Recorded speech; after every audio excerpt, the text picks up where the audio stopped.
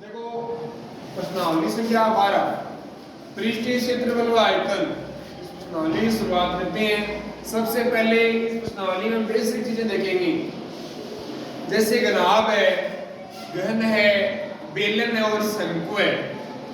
इनके बारे में प्रत्येक को इनको पहले ध्यानपूर्वक पढ़ेंगे, उसके बाद में इनको में हल करेंगे। इनके प्रश्नों को हल करेंगे।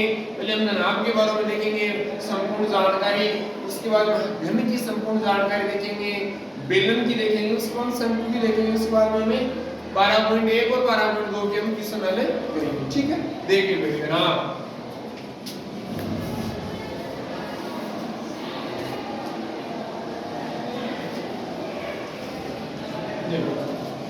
सबसे पहले घनाभ का चित्र बनाते देखो।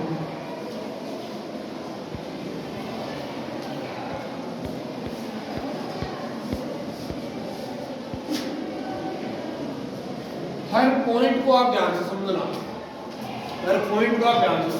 पहली बात ये देखो कि आकृति किसकी आपकी, ये आपकी आकृति आयत की है। किसकी आकृति है? आयत की है।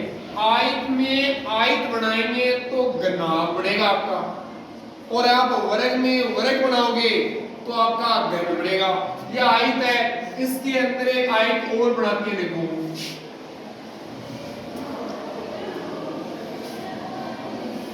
ये एक आयत और बनाती है, और उनके जो शीर्ष है उनको मिलाते हैं।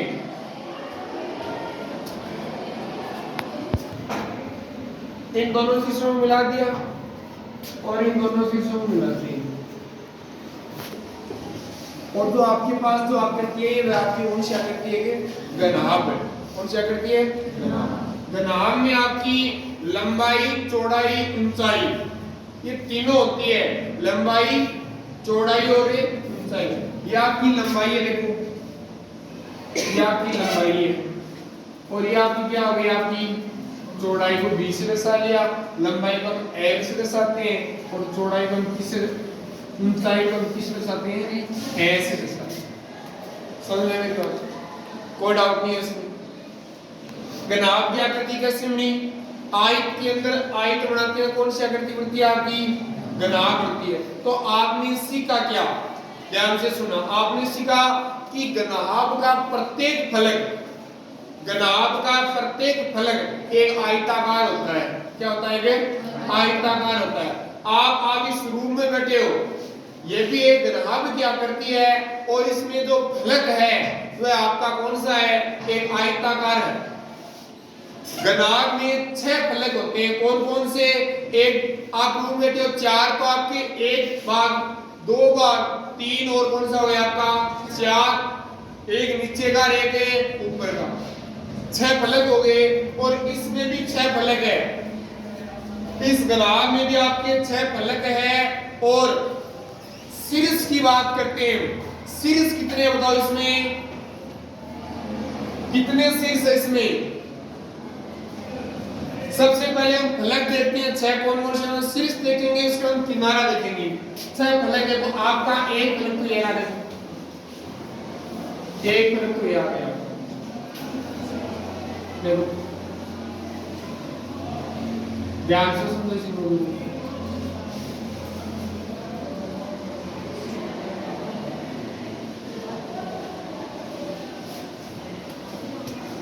फलक का निर्माण कब होता है? आपका एक फलक 1 2 3 4, ये 4 शीर्ष मिले तो यहाँ पर किसका निर्माण हो? आपका एक फलक का निर्माण हो गया, एक फलक हो गया। दूसरे फलक की बात करते हैं। दूसरा फलक ये आ गया, ये दूसरा फलक। तीसरा फलक ये आ गया आपका, ये आपका तीसरा फलक है। और ये आपका चौथा फलक है, ये आपका चौथा फलक है। बिल्कुल डाउट नहीं। और ये आपका एक फलक ये आ गया, 5वां फलक ये, और ये 6वां फलक ये आपके 6 फलक है। कितने फलक है इसमें? 6 फलक। तो आपकी घनाभ में फलक तो कितने हो गए? कितने हो गए बच्चों?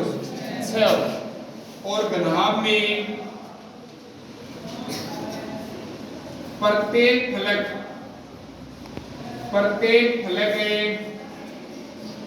आयताकार होता है। क्या होता है? आयताकार होता है।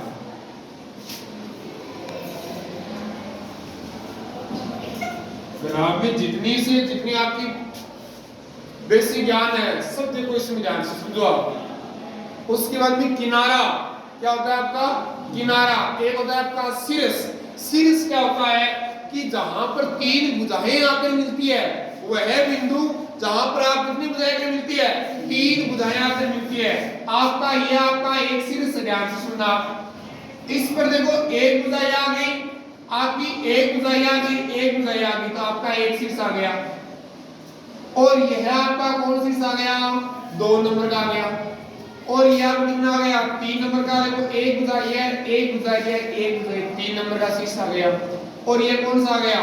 4, ये 5, ये आ गया 6, और ये आ गया आपका 7, और ये कितना आ गया आपका?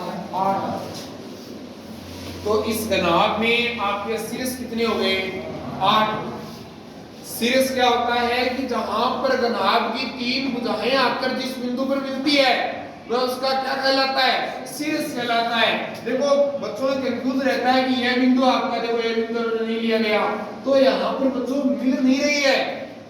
यह बिंदु आपको डाउट है तो यहाँ पर मिल नहीं रही है, यहाँ पर भुजाएं काट रही है, यहाँ पर भुजाएं आपस में काट रही है, मिल नहीं रही है। देखो यहाँ पर मिल रही थी, इस बिंदु पर मिल रही है, तो उस घनाभ में आपके शीर्ष कितने आ गए?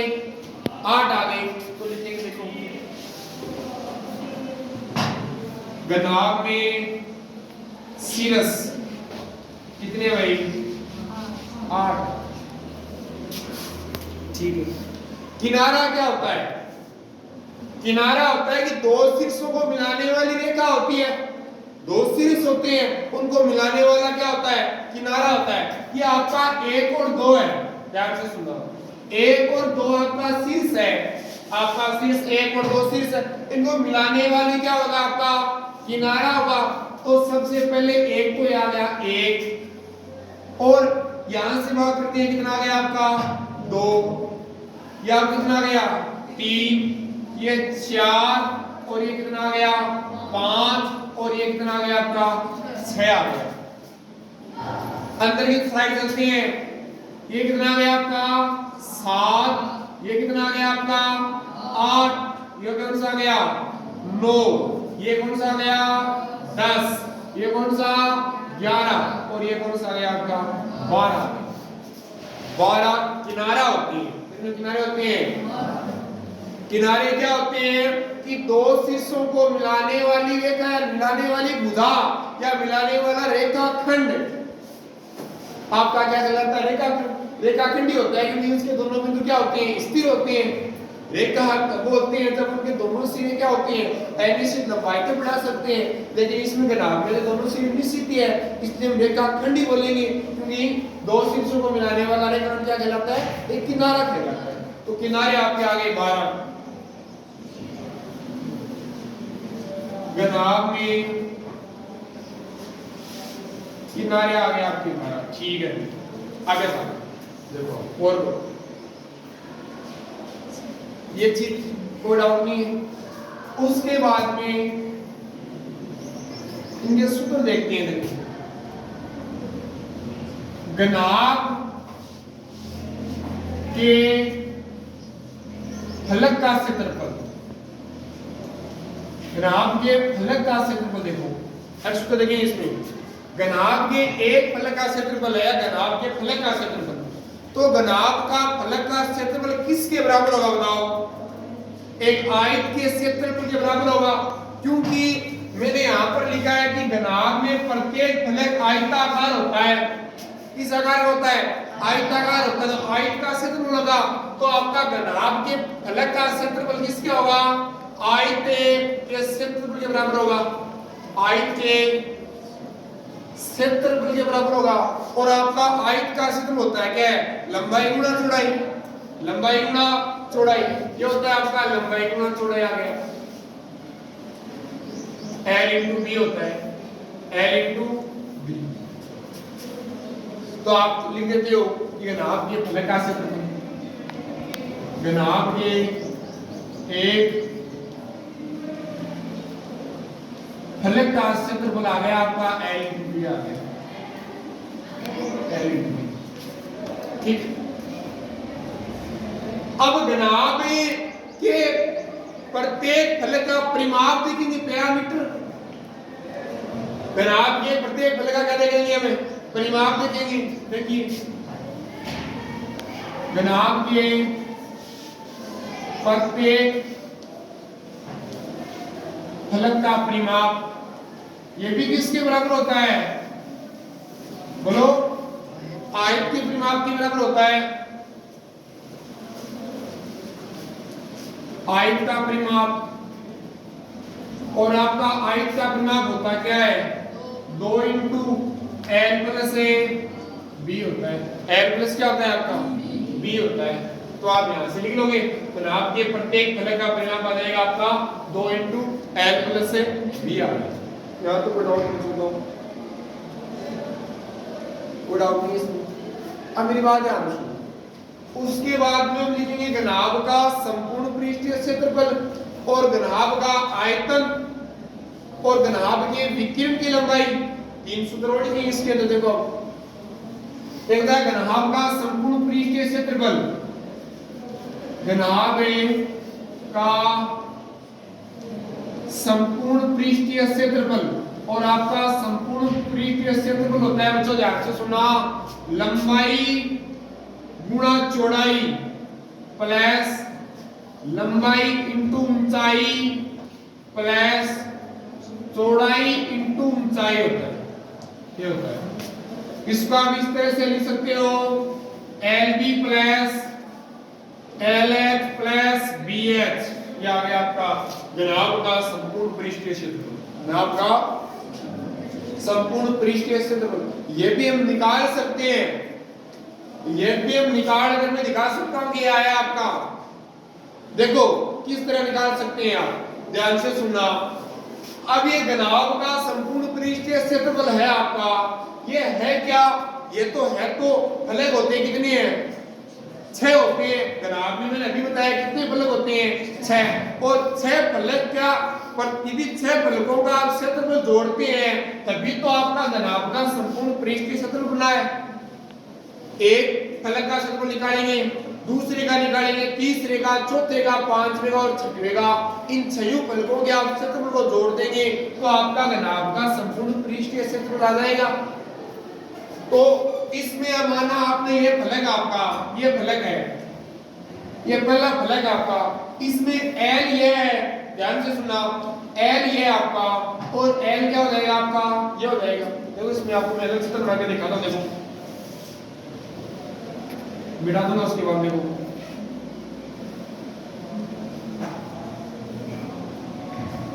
सीखो। देखो आज नहीं सीखोगे तो कब सीखोगे।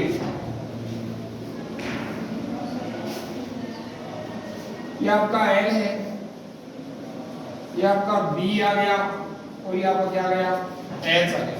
ध्यान से सुनना, ये L है तो ये भी क्या जाएगा आपका L आ जाएगा। ये आपका B है तो ये भी क्या जाएगा आपका B। ये H है ये भी क्या जाएगा आपका H। ये क्या जाएगा L, क्या जाएगा B, ये क्या जाएगा आपका H। और यहां से लेके यहां तक क्या जाएगा बच्चों बताओ H आ जाएगा और ये आपका क्या जाएगा B आ जाएगा और ये क्या जाएगा आपका L आ जाएगा। समझ में आई मेरी बात। अब इसमें निकालते हैं, देखो 6 फलकों में इस तरफ निकालते हैं। पहला फलक कौन सा ले लो, पहला फलक ये ले लो, पहला फलक ये ले लो, और भी देखो इसमें जेड आप पीछे है, ये फलक ले लो आप, ये फलक ले लो, ये ले लो। इसमें ध्यान से सुनना, L है, लंबाई तो L है और आपकी ऊंचाई क्या है बच्चों H है। L आपकी लंबाई है, H आपकी क्या है यहाँ पर ऊंचाई है। तो इस फलक का आप क्षेत्रफल निकालते हैं तो आपके पास क्या आया LH आया। पहले का क्या है आपका, क्योंकि फलक का क्षेत्रफल क्या होता है लंबाई गुणा चौड़ाई होता है तो आपका LH आया। आपको सिर्फ याद रखना है, आपको सिर्फ ये देख लीजिए आप इस तरह से आता है। ठीक है, इस एक फलक की बात हो गई। उसके बाद में दूसरा फलक लेते हैं, ये फलक लेते हैं दूसरा फलक। इसमें देखो बच्चों L ये आपकी L इसके सामने लंबाई है, ये आपकी क्या हो गई चौड़ाई हो गई। तो L और और बी को गुणा करें क्या आएगा आपका एल बी आ जाएगा। क्या जाएगा आपका एल बी। दो फलक आ गए। तीसरे फलक की बात करते हैं। आपका तीसरा फलक है, यहाँ पर लंबाई क्या है बी है, ऊंचाई क्या आपकी एच है, तो आप क्या आ गई आपकी बी एच आ गई। क्या आ गई आपकी बी एच आ गई। चौथे फलक की बात करते हैं। इस फलक की बात करते हैं तो यहाँ पर एल एल, यहाँ पर बी और बी है तो क्या जाएगा आपका एल बी आ जाएगा। एल बी आ जाएगा। आगे देखते हैं आपका इस फलक की बात नहीं की ना अभी तक। इस फलक की बात नहीं की ना, तो यह एल है, ये भी एल है और यह एच है, ये भी क्या है एच है, तो आपका आ गया एल एच आ गया। आपका लास्ट फलक बचा है ये फलक बचा है, ये बी है, ये बी है आपका, और ये क्या आपका एच है, ये क्या आपका एच है। क्या आ गया बी एच आ गया, ये बी एच आ गया।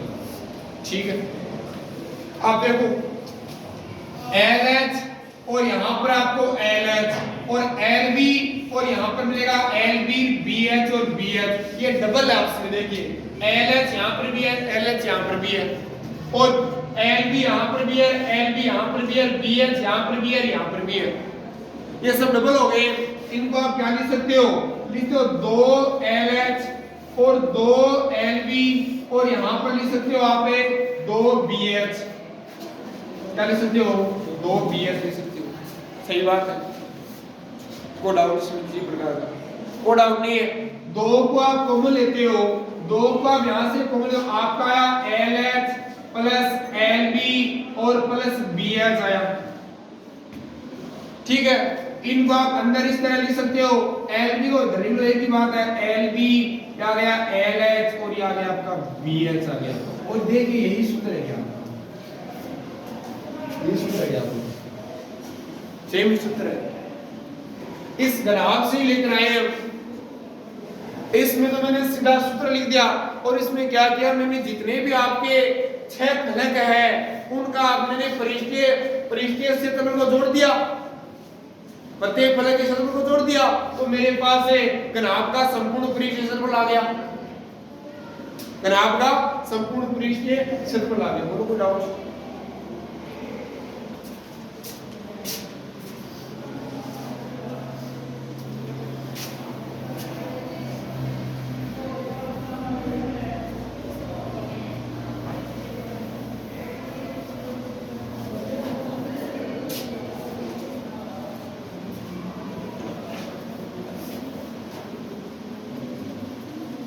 ये आपका आ गया घनाभ का संपूर्ण पृष्ठीय क्षेत्रफल। ठीक है बच्चों, उसके बाद देखो आगे देखिए, आगे देखते हैं घनाभ का आयतन। घनाभ का आयतन होता है लंबाई गुणा चौड़ाई और इनटू क्या होता है आपका ऊंचाई होता है। लंबाई L है, चौड़ाई B है, ऊंचाई H है, तो आपका आ गया LBH। क्या आ गया LBH। ठीक है, एक आपको बात और बताता हूं, मैं ध्यान से सुनना, ध्यान से सुनना। लंबाई आपकी लंबाई चौड़ाई और ऊंचाई, लंबाई चौड़ाई और ऊंचाई, ये लंबाई L, चौड़ाई B और ऊंचाई आपकी H है। ये आपकी मीटर में भी हो सकती है और आपकी सेंटीमीटर में भी हो सकती है, जैसे आप, और ये भी आपकी मीटर में भी हो सकती है और आपकी सेंटीमीटर में भी हो सकती है। लेकिन आपका संपूर्ण पृष्ठीय क्षेत्रफल पूछेगा, घनाभ का संपूर्ण पृष्ठीय क्षेत्रफल पूछेगा, वह किस में आएगा बताओ, किस में आएगा? आपका संपूर्ण पृष्ठीय क्षेत्रफल या आएगा मीटर स्क्वायर में या आएगा आपका सेंटीमीटर स्क्वायर में आएगा। अभी बता रहा हूं, कंफ्यूजन आगे जाके समझ लेना इस बात को। और आपका आयतन पूछता है, घनाभ का आयतन पूछता है आपका, तो घनाभ का आयतन आएगा बच्चों आपका मीटर क्यूब या सेमी क्यूब आएगा, मीटर क्यूब या सेमी क्यूब आएगा। एक चीज तो ये सीख लिया आपने। इस घनाभ का आयतन है, इसमें एक चीज और देखिए, इसमें एक चीज और देखिए, ध्यान से सुनना, L इंटू बी है, यहां पर क्या लिखा है आपका L इंटू बी लिखा है। L इंटू बी का मतलब क्या है? L इंटू बी का मतलब है लंबाई गुना चौड़ाई है। L इंटू बी का मतलब क्या है? लंबाई गुना चौड़ाई है। और लंबाई गुना चौड़ाई किसका क्षेत्रफल होता है? आयत का क्षेत्रफल होता है या घनाभ के फलक का क्षेत्रफल होता है? घनाभ के फलक का क्षेत्रफल होता है। तो आपको यदि इस तरह से भी दिया जाए, ध्यान से सुनना, आपको इस तरह दिया जाए कि घनाभ के एक फलक का क्षेत्रफल 20 सेमी स्क्वायर, 20 से सेमी स्क्वायर है और उसकी ऊंचाई इतनी है, तो आपका घनाभ का आयतन ज्ञात कीजिए। तो यहाँ पर आपको L इंटू बी का मान तो दे दिया ना, तो इसको इस तरह से भी लिख सकते हैं, घनाभ के एक फलक का क्षेत्रफल और इंटू ऊंचाई, इंटू क्या गया आपका ऊंचाई। इतना बेसिक ज्ञान आपको कंपटीशन एग्जाम में भी सीखने के लिए नहीं मिलेगा। जितना मैं गहराई से बता रहा हूं तो कंपटीशन एग्जाम में नहीं मिलेगा इस तरह से। तो इनको आप अच्छी तरह से नोट्स बनाओ, आगे भविष्य में काम आएंगे नोट्स आपके। कोई भी आप इस एग्जाम की तैयारी करोगे, वहां पर ये मेरे नोट्स एक बार आपने ध्यान से देख लिए तो इस एग्जाम को आप फाइट कर सकते हो। घनाभ को वापस पढ़ने की जरूरत नहीं है, हर चीज बता रहा हूं। घनाभ के एक फलक का क्षेत्रफल L इंटू बी और H का मतलब क्या हो गया आपका ऊंचाई हो गया। और ये किसके बराबर होता है? घनाभ के आयतन के बराबर होता है। घनाभ का आयतन बोलो डाउट नहीं। उसके बाद में बात करते हैं घनाभ के विकिरण की लंबाई। घनाभ के विकिरण की लंबाई, तो घनाभ की विकिरण की लंबाई होती है अंडर रूट लंबाई का स्क्वायर प्लस चौड़ाई का स्क्वायर और प्लस होता है आपका ऊंचाई का स्क्वायर होता है। लंबाई का स्क्वायर, चौड़ाई का स्क्वायर और ऊंचाई का स्क्वायर। इसको हम इस तरह लिख सकते हैं L square plus B square और प्लस क्या आ गया आपका S स्क्वायर आ गया। क्या आ गया आपका S square. L square plus B square plus क्या आ गया आपका S स्क्वायर आ गया। एक सूत्र इसमें और है कि घनाभ का पार्श्व पृष्ठीय क्षेत्रफल, घनाभ का पार्श्व पृष्ठीय क्षेत्रफल ये होता है आपका 2 इंटू ऊंचाई कोष्ठक लंबाई प्लस क्या होता है चौड़ाई होता है। ऊंचाई को कई बार यहाँ पर लिख देते हैं, कई बार यहाँ पे एक ही बात है। 2 इंटू ऊंचाई कोष्ठक लंबाई प्लस से चौड़ाई, या 2 into H L plus B, और हम ऐसे भी लिख सकते हैं 2 इंटू एल प्लस बी और इंटू क्या आ गया आपका एच आ गया। यह आपका घनाभ का पार्श्व पृष्ठीय क्षेत्रफल होता है। घनाभ का पार्श्व पृष्ठीय क्षेत्रफल में भी आपने देखा है तो 2 इंटू एल प्लस बी किसका सूत्र होता है? किसका होता है? आयत का परिमाप का। आयत के परिमाप यदि हम एस जोड़ देते हैं तो किस क्या आता है? घनाभ का पार्श्व पृष्ठीय क्षेत्रफल आता है 2 इंटू लंबाई प्लस चौड़ाई इंटू क्या आ गया आपका एच आ गया। ये इसका बेसिक ज्ञान है घनाभ का। इसी तरह से बेलन का, घन का, शंकु का, इसमें जितने भी है त्रिविमीय आकृति दी गई है। 2 तरह की आकृति होती है, 2D आकृति और 3D आकृति। 2D का मतलब द्विविमीय और 3D का होता है त्रिविमीय आकृति होता है। गोला है, अर्ध गोला है, इसमें छिन्नक तो 2 साल पहले का नहीं है। छिन्नक एक शंकु का भाग होता है। आप शंकु यदि आप बीच में से काटते हो तो एक छिन्नक की आकृति होती है, ठीक है। तो आज तो हम घनाभ पढ़ेंगे और कल हमें इसी तरह से हम घन के को हल करेंगे, ठीक है। इनको आप अच्छी तरह से चित्र बनाओ और हर बात को देखोगे कौन सी बात कहां पर लागू हो रही है, तो